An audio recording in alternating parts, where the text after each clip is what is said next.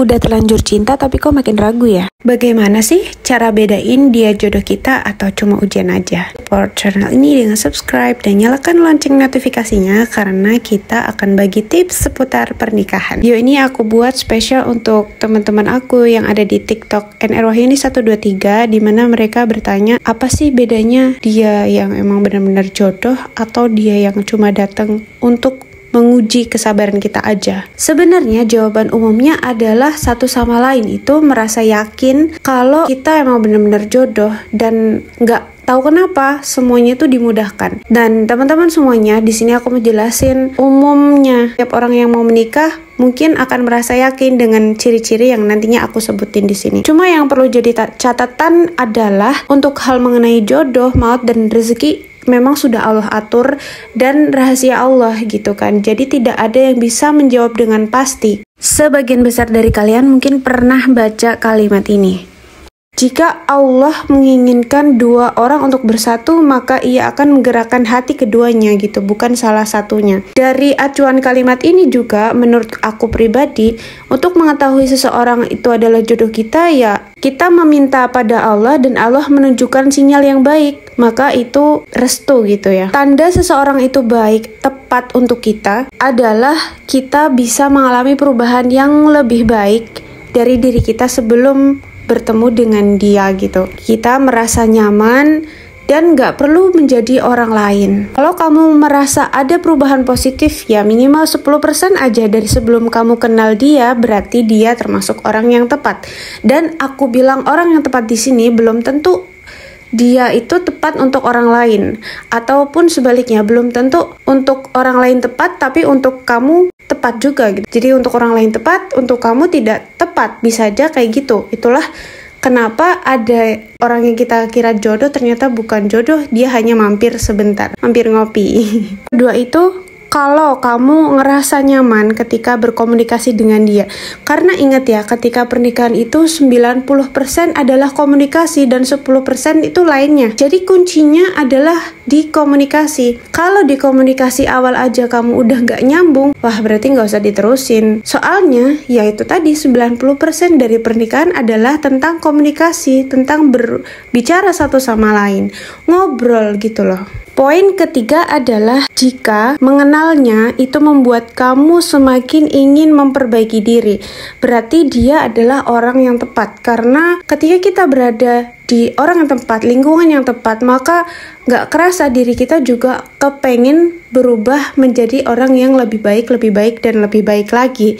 Jadi kalau misalnya kamu dekat sama dia, tapi dia itu kok ngebuat kamu insecure atau semakin merasa kok aku kurang ya, kok aku rendah diri, kok dia kayak nginjek harga diri aku ya, berarti itu bukan orang yang tepat, dia nggak tepat untuk kamu. Tapi ketika kamu bersama dia, terus kemudian kamu selalu ingin merasa lebih baik, selalu pengen memperbaiki diri, nah berarti dia adalah orang yang tepat untuk sama-sama bertumbuh. Poin selanjutnya ini nggak kalah pentingnya. Jika kamu ngelihat dia dan membuat kamu merasa tenang, berarti dia orang yang tepat. Karena ya memang sekali lagi ya, 90% pernikahan itu tentang komunikasi, tentang ngobrol. Kalau kamu udah tenang ngobrol sama dia, kamu merasa nyaman, berarti ya itulah orang yang tepat gitu. Karena memang kalau mau menikah, kalau kita bicara tentang jodoh, mungkin fisik itu hanya dilihat dari kesan pertama aja. Selanjutnya ya gimana ngobrolnya, gimana ketika dia berkomunikasi dengan kita, gimana dia respon dengan kita, apakah kita nyaman. Poin yang selanjutnya, jika kamu sedang bicara dengan dia, kamu gak merasa terintimidasi, gak merasa insecure tadi, gak merasa kok dia sombong banget ya, kok aku ngerasa gak ada apa-apanya ya, misalnya kayak gitu, kok aku jadi kelihatan gak punya apa-apa ya. Nah, berarti itu hati-hati ya, karena sekali lagi pasangan yang ideal itu adalah yang sama-sama, gak ada yang menang dan gak ada yang kalah, gak ada yang merasa sok paling pintar dan gak ada yang merasa paling bodoh gitu. Jadi harus setara, karena nanti kedepannya pun akan membesarkan anak secara sama-sama gitu. Jika hatimu itu tiap hari selalu condong ke dia tanpa ada keraguan sedikit pun. Ketika kamu udah mengetahui tentang keluarganya, kamu tahu pekerjaannya, kamu tahu karakternya, kamu tahu kelebihan dan kekurangannya, kemudian kamu mantap dan menerima semua kekurangannya, itu berarti dialah jodoh yang tepat. Dan begitupun sebaliknya ya. Jadi bukan cuma kamu aja, tapi dia juga berperilaku yang sama, berpikiran yang sama, bertindak yang sama seperti itu. Terakhir, jika kamu memutuskan untuk mendoakannya, entah nantinya dia jadi jodohmu atau enggak, berarti dia orang yang tepat. Karena mendoakan tanpa mengharap balasan itu menurut aku ya udah termasuk level mencinta yang paling tinggi gitu.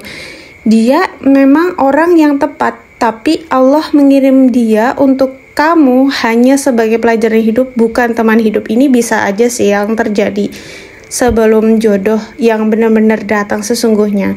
Makanya ketika dalam Islam itu diajarkan kalau misalnya dengan jalan ta'aruf ya, jangan dulu menaruh hati. Istilahnya ta'aruf atau kenalan, ya kenalan terlebih dahulu dengan moderator atau perantara. Kalau nggak cocok ya udah gitu, jangan menaruh hati terlebih dahulu. Itu sih sebenarnya enaknya atau kelebihannya metode ta'aruf. Tapi kalau kamu emang udah terlanjur pacaran, berarti jangan terlalu menaruh hati ke pacar kamu gitu, karena kita nggak tahu kan, orang yang pacaran 5 tahun aja bisa kalah sama yang dekatnya cuma 2 bulan ibaratnya gitu kan. Banyak contohnya lah, dan nggak perlu aku sebutin, mungkin teman-teman di sini udah tahu. Aku yakin sih, sebagian besar dari kalian yang sekarang lagi dengerin atau nonton video ini, pasti kalian sedang dalam proses menemukan jodoh. Dan beberapa mungkin ada yang sedang mencintai dalam diam gitu. That's why Allah itu menciptakan doa. Dan tentunya ada LOA juga atau Law of Attraction. Karena hal seperti ini memang hanya bisa diwujudkan dengan doa. Aku juga pernah baca kalimat seperti ini. Teruslah berdoa, minta apapun pada Tuhanmu, mintalah dia juga pada Tuhanmu. Jika doa itu tersulam dari bahan yang halus, jangankan hanya sepotong hati manusia, konon surga juga bisa ditukar.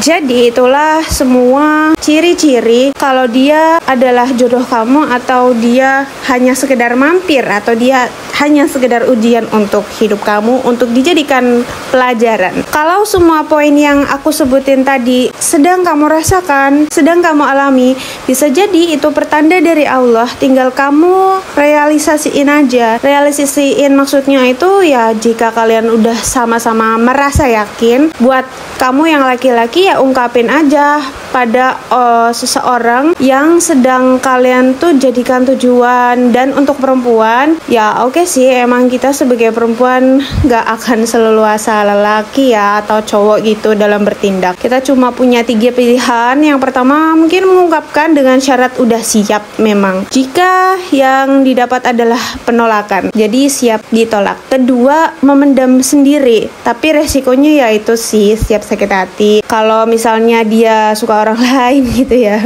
Nah yang ketiga, mendekati penciptanya dengan resiko yang mendapatkan orangnya atau digantikan dengan orang lain yang lebih baik gitu.